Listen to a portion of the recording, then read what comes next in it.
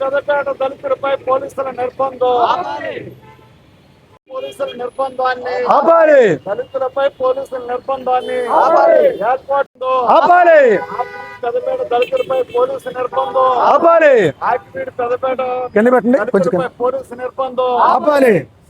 సిగ్గో దళితులపై పోలీసుల నిర్బంధమా సిగ్గో దళితులపై పోలీసుల నిర్బంధమా సిగ్గో ఆపాలి. దళితులపై పోలీసుల నిర్బంధాన్ని ఆపాలి. ఆకివీడు పెదపేట దళితపేటపై గత 2 మాసాలుగా తీవ్ర నిర్బంధాన్ని ప్రయోగిస్తూ ఉన్నారు. అక్రమంగా కేసులు పెట్టి 60 మందిని జైల్లో నిర్బంధించారు.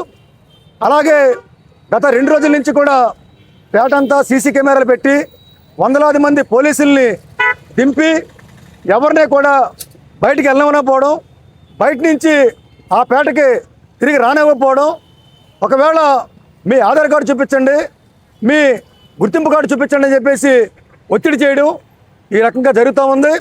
తక్షణమే పెదపేట దళితులపై పోలీసు నిర్బంధాన్ని ఆపాలని చెప్పేసి మేము డిమాండ్ చేస్తూ ఉన్నాం. అంతేకాకుండా ఈ రోజున అక్కడ ఎన్నో ఏళ్ల నుండి దళితులు పూజించుకునే గొంతేనమ్మ గుడిని దుర్మార్గంగా అక్రమంగా కూల్చివేశారు. తక్షణం దాన్ని పునరుద్ధరించాలని చెప్పేసి కూడా డిమాండ్ చేస్తూ ఉన్నాం. ఒక రకంగా గత 2 మాసాల నుంచి కూడా మహిళలు కానీ యువకులు కానీ అక్కడ పేటలో ఉన్న పిల్లలు కానీ ఇవాళ వాళ్ళు ఉపాధిని కోల్పోయారు, పనులకు వెళ్ళలేకపోతున్నారు, వృత్తులు చేసుకోలేకపోతున్నారు, ఎక్కడికి కూడా బయటికి వెళ్ళించే పరిస్థితి లేకుండా పోయింది.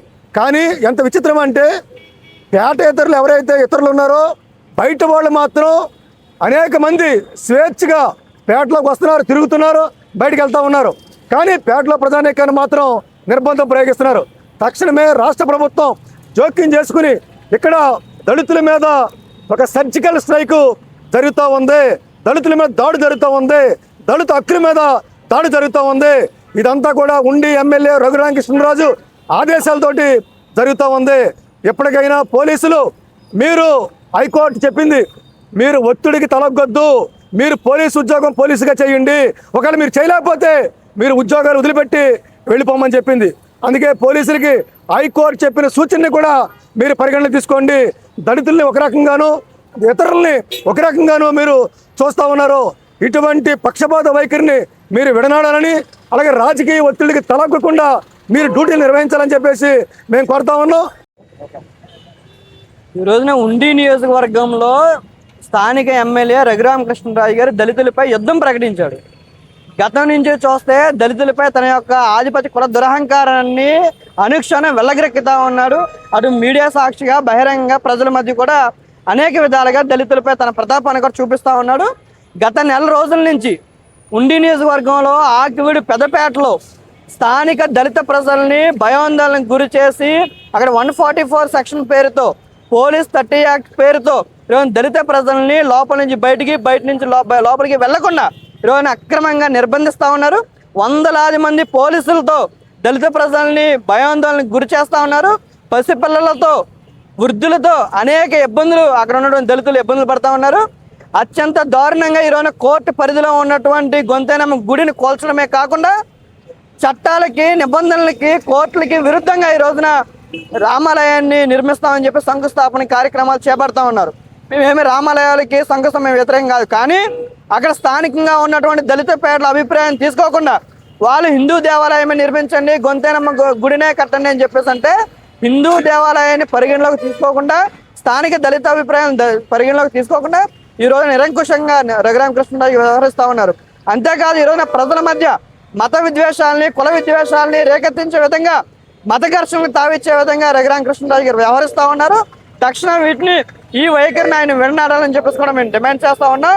స్థానిక ప్రజల ఇళ్లలోకి సీసీ కెమెరాలు పెట్టి వారు ఆఖరికి ఉపాధి నిమిత్తం బయటికి కూడా వెళ్ళనివ్వకుండా నిర్బంధం చేస్తూ ఉన్నారు.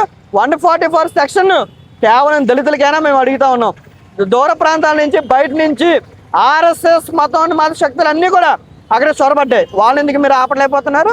కాబట్టి దళితులపై యుద్ధం ప్రకటించడం కరెక్ట్ కాదు. రానున్న కాలంలో ఈ దళితులపై నిర్బంధం ఇట్లాగే కొనసాగితే జిల్లా వ్యాప్తంగా దీని పెద్ద ఎత్తున ఉద్యమాన్ని మేము చేపడతామని చెప్పేసి కూడా ఈ సందర్భంగా మేము హెచ్చరిస్తా ఉన్నాం. ఆకివీడు పెద్దపేటలో దళితులపై పోలీసులతో నిర్బంధాన్ని ప్రయోగించడాన్ని ప్రజా సంఘాలుగా మేము తీవ్రంగా ఖండిస్తున్నాం. అక్కడ ప్రజల అభిప్రాయాలు పరిగణలోకి తీసుకొని ఒక హిందూ దేవాలయం అయినటువంటి గొంతేనమ్మ గుడి అన్యాయంగా అర్ధరాత్రి కూలగొట్టి అదే స్థానంలో రామాలయం కడతానని స్థానిక ఎమ్మెల్యే పేర్కొనడాన్ని మేము తీవ్రంగా తప్పుపడుతున్నాం. నిజంగా నియోజకవర్గంలో రామాలయం కట్టాలంటే చాలా స్థలాలు ఉన్నాయి. భక్తులందరికీ రామాలయం కట్టడాన్ని మేము వ్యతిరేకించట్లే.